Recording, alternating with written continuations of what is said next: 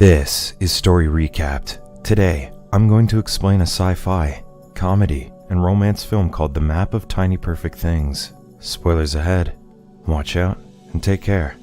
Mark wakes up just as his mother leaves for work. During breakfast, he greets his dad and sister, Emma.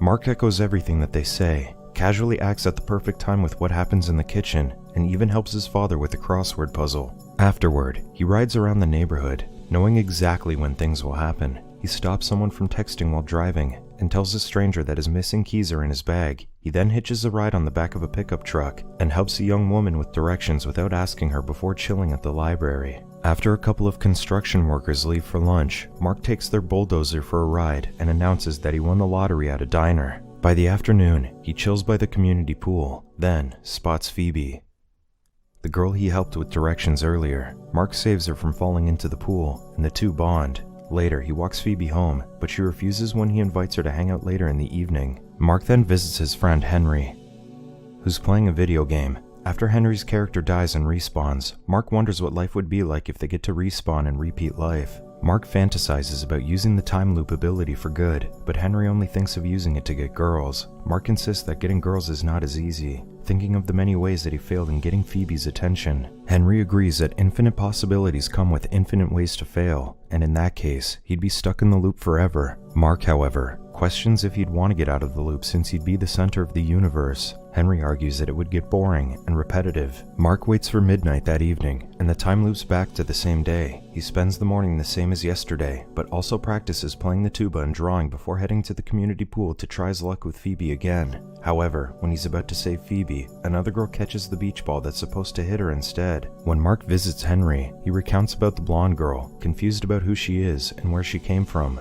The girl dropped a flyer for a missing dog when she left the community pool. However, when Mark called the number, the man on the other end only had an 8-year-old daughter instead. Mark attempted to find her several times, but to no avail. One day, Mark spots someone leaving a $100 tip at a diner. Curious, he follows the person, believing that it's the blonde girl. He finally catches the blonde girl, Margaret, while she's leaving the diner and confirms that she's also stuck in the time loop. Mark is relieved to learn that someone else was also experiencing the time loop. He asks what she's been doing during the time loop, and she admits that she's been trying to teach herself how to drive. Mark claims that he's trying to save the world in any way, and Margaret advises that he shouldn't set his goals too high. Margaret tries to leave, but Mark gets her attention by showing her how a dog accidentally steals another man's phone. He shows her other humorous coincidences, which amuses her. However, Margaret's phone rings, and she announces that she has to leave. Mark asks for her number, saying that they should keep in touch, since they're the only ones aware of the anomaly. Over the next few loops, Mark finds more things to look forward to. He continuously changes his hairstyle and sends Margaret the pictures, but she doesn't respond.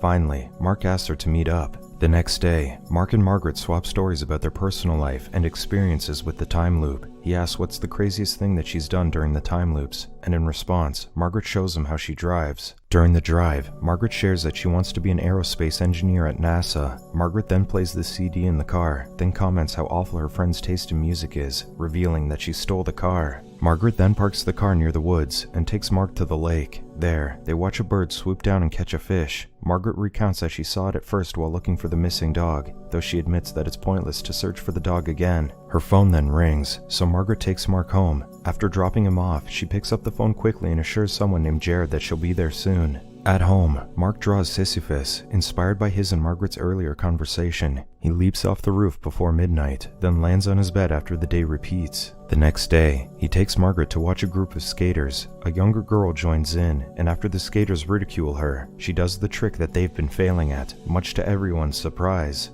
While letting her drive a road roller, Mark asks about Jared. Margaret reveals that Jared is a 21-year-old med student but says nothing more. They then share their theories about their situation. Mark wonders if the time loop is about appreciating all the perfect, random moments like seeing the bird catch the fish. Margaret, however, is skeptical. She prepares to leave when Mark challenges her to find all the perfect random things that happen in their town on that day. Margaret doesn't share his enthusiasm since she simply wants to get through the day. Mark insists that they can make their situation mean something, which convinces Margaret to stay. While leaving money randomly at a store, Margaret wonders about the fourth dimension and concludes that they're mere shadows of fourth-dimensional people. She believes they could see everything in the fourth dimension, though it's unreachable. The two start plotting how they could find the perfect things in the town and decide to just look for them and list them down.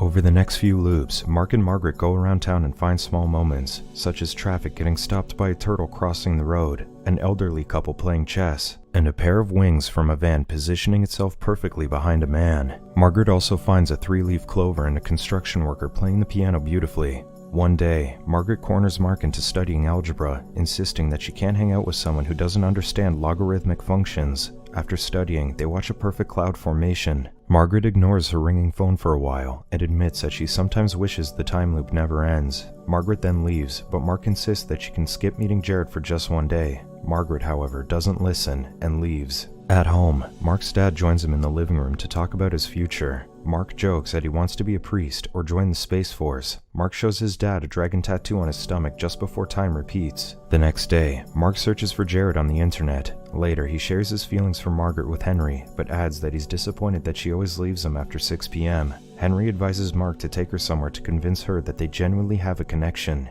One day, Mark takes Margaret to a school gym where he set up a mock space station and moon. The two then spend the day pretending to be astronauts. Mark attempts to confess his feelings to Margaret, but hesitates. Instead, he invites her to ride his bike around the school, pretending to head back to Earth. They go to Mark's house and wonder about how they always wake up at the same time every morning, as if something puts them to bed. While looking at their family photos, Mark shares that his mother works late at night, so he barely sees her, while his dad recently quit his job to write a book about the Civil War. He then asks about Margaret's parents, but she dodges the question. After watching a movie, Mark leaves to go to the bathroom. During this, Margaret finds the map he's made of the perfect things. Mark is embarrassed and reveals that he redraws the map every morning, but Margaret is amused by it, encouraging him to go to art school. Mark admits that he's been trying to see a pattern, hoping to unveil something. Mark then leans in to kiss her, but Margaret refuses and gets ready to leave. Mark argues that she could tell him what's happening with her and Jared, but Margaret adamantly refuses. She explains that she doesn't want to mess anything up, since they're already stuck in time. She concludes that they should just be friends, and Mark has no choice but to accept it.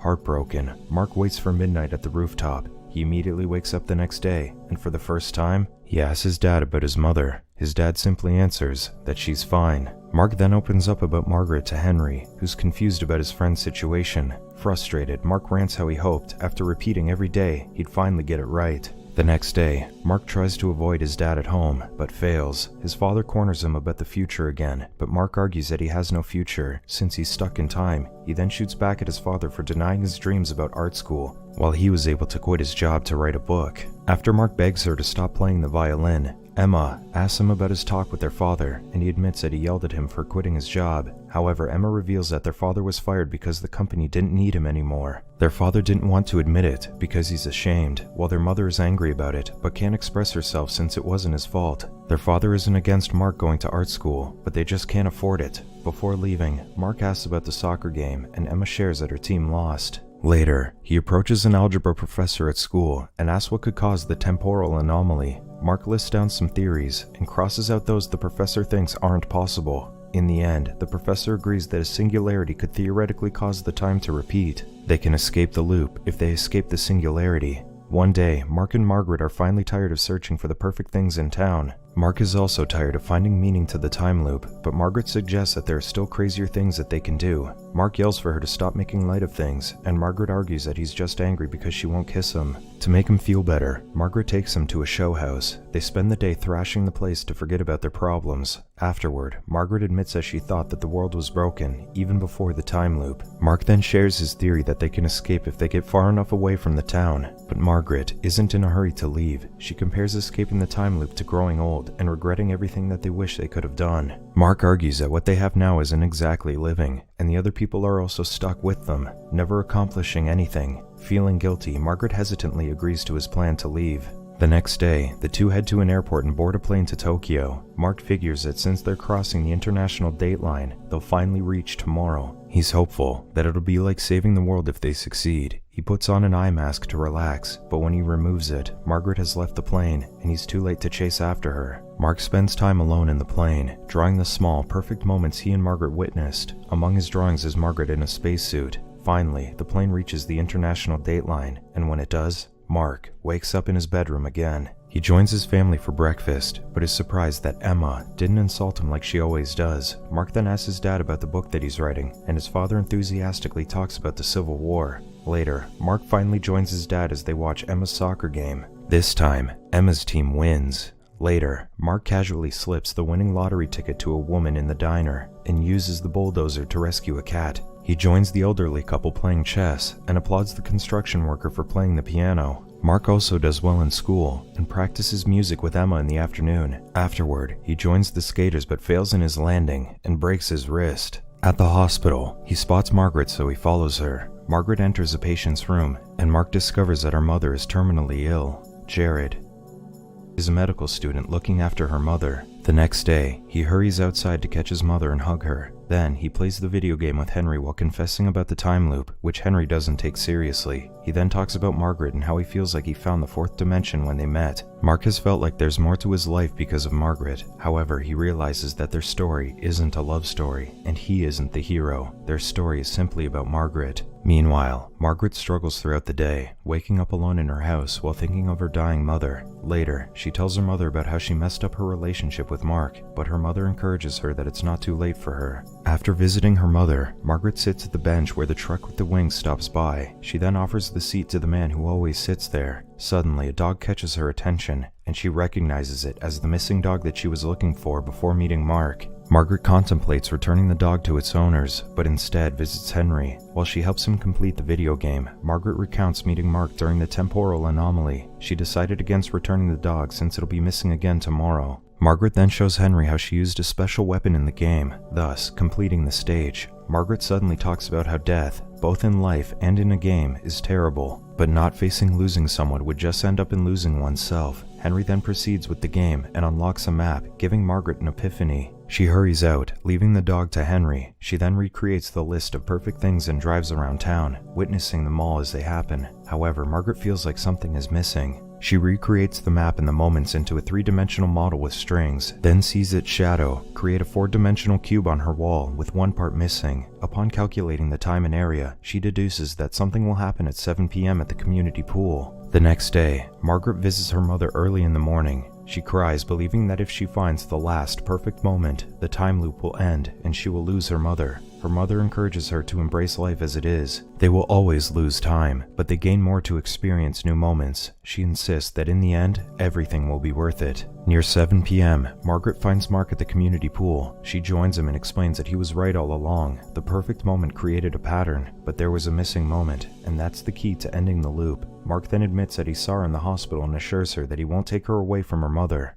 Margaret recounts that the night before the time loop, she was told that it was her mother's last day. All she thought that night was how she was not ready to face a future without her mother, so she wished that time would stop. Somehow, it worked. Margaret was happy that the time loop happened, but she was confused that Mark was also stuck in the loop. Now she realizes that he's there so that when she faces the future, she won't be alone. She concludes that they've been the ones who were sleeping, and she has decided to wake up. Margaret then pulls Mark for a kiss, creating the final, perfect moment. That night, Margaret visits her mother for the last time and says goodbye. By midnight, she and Mark step out of the hospital, anxious about what will happen. They see Mark's watch reach past midnight, and it suddenly rains, signaling that the time loop has finally ended. And in the morning, they finally return the dog to its owner.